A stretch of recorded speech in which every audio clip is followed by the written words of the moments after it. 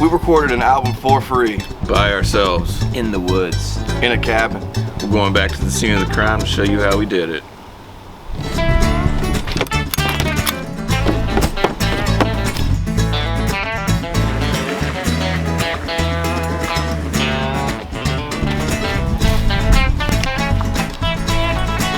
Almost forgot the camera.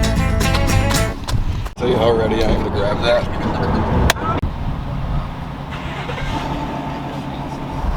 We just had the 5-year anniversary of our first album. We're gonna walk you through some of the things we did to make it happen.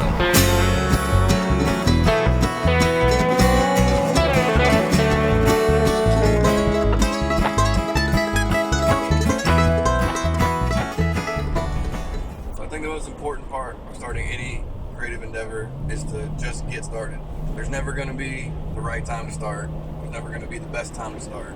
Just get making stuff right away. There's a lot of people that try to get into the live music scene and they're like, what should I do to like get better, or whatever questions whatever your question you have is just get out there and do it. Like go to open mics and, right. You know, or if you're a video creator, just start making shit, you know. And maybe try to stay out of the YouTube tutorial rabbit hole, which you might be in Except right for now. our video. Watch our tutorial though. I'd only been in the band for, like 2 months when we recorded that album, Winston? Yeah, something like that. We were definitely still working out the arrangements and stuff on the drive up to the cabin. But the songs had been written though. But we didn't wait for, everything to be perfect. We were like, let's do it now. Yeah, I mean, that's definitely like the theme of any artistic endeavor. It's like you get better at it by doing it. You can't see where you can improve unless you have like a track record of where you've been, I like to think of an album as kind of like a snapshot. You're kind of taking a picture of who you are and what you're able to accomplish in that day or that week. Honestly, I think that's the most important part, is realizing that it's just a snapshot, because especially if you're like a growing musician and you're improving on your instrument and your vocals and stuff, like, you can listen to it the next week and be like, dang, I could throw that hot lick in there that I just learned. But it's all about like, what was the vibe that day? Like, putting into it what you were feeling that day. Right, your first album isn't going to be your magnum opus. So just get started.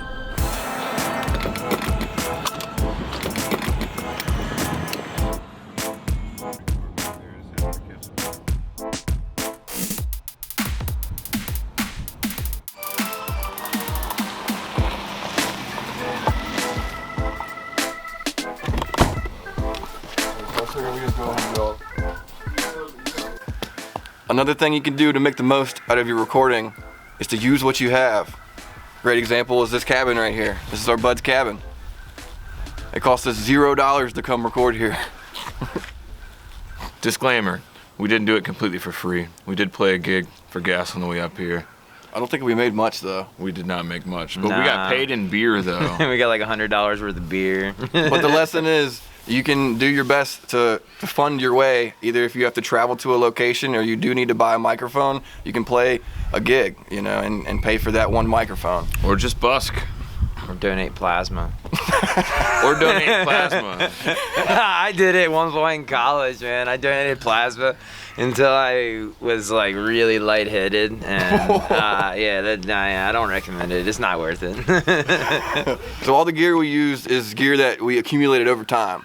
So the laptop that we used was something that I had because I tried to go to college. The 57s we had was something that, either our like fathers gave to us or, just stuff that we had gathered over our journey, our musical journey. If you're like considering recording an album, you've been making music for at least probably several years. Yeah. You've probably bought at least some sort of gear over the period. So, you can get by with a lot less than you think. Chances are you probably have a little interface. You probably have a couple microphones and cables and headphones and stuff like that. You can get by and make something happen.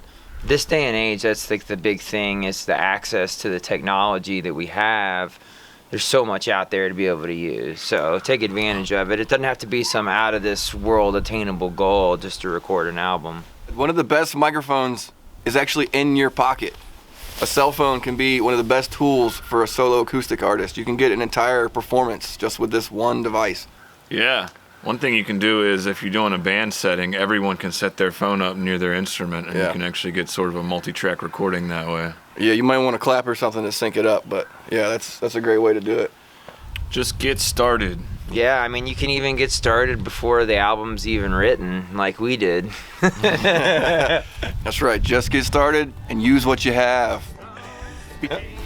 Well, we stayed here for about 2 days, 3 days. I think it was 4 days total. I think what we did. Yeah. We played the gig at French Broad River Brewing. We set up and then played the gig, and then we had like maybe 3 days of recording. I think is what it was, something like that. It's like a 100-disc CD changer. In here, a lot of James Taylor.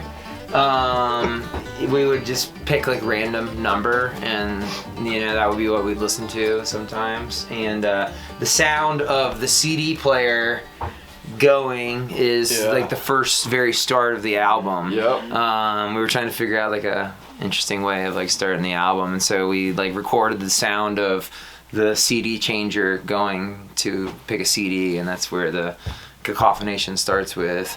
Yeah, it's a nice little homage to the sound that we kept hearing whenever we were done with our session. We put on a James Taylor CD. Hear that sound. It just goes to show you don't need much space, Yeah. Well, we got like 200 square feet in here, 300 square feet maybe.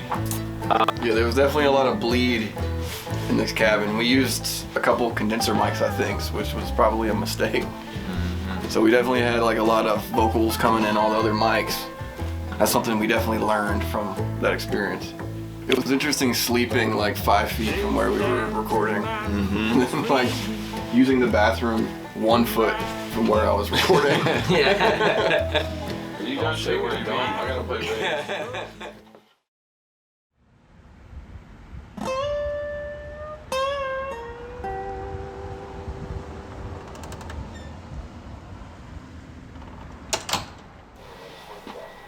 This thing on? Well, I think the biggest thing we learned, and probably still learning every day, is to be prepared. Be as prepared as you can be. Be ready to take on anything you can. I think we were probably writing some stuff on the day. Yeah, I think we had almost all of Cacophonation written, but that lick, the first lick on the whole album, was written like maybe 5 minutes before we recorded it. Y'all got it? I think we probably figured out our track listing on the way up there in the car. We had about a 4-hour drive, so. Okay, right now the structure is right there. I had to do mandolin and dobro parts, so I had to. So the intro part is going to be mandolin, then you're going to take the first lead on dobro. Oh fuck! I guess I started on dobro. That was the first time we ever ended it that way. Oh yeah. You just did that and we all followed. I looked at y'all like, ooh. But we nailed it. Yeah, some behind the scenes production. See, we use iPhones for I think we use all iPhones, I'm pretty sure. We only had one GoPro. There's a good picture of me in the bathroom. Got the GoPro on the heater right there. Oh yeah. Damn. So you don't need to know what you're doing to do it. You know what I mean? Like, we just did it. Is that right?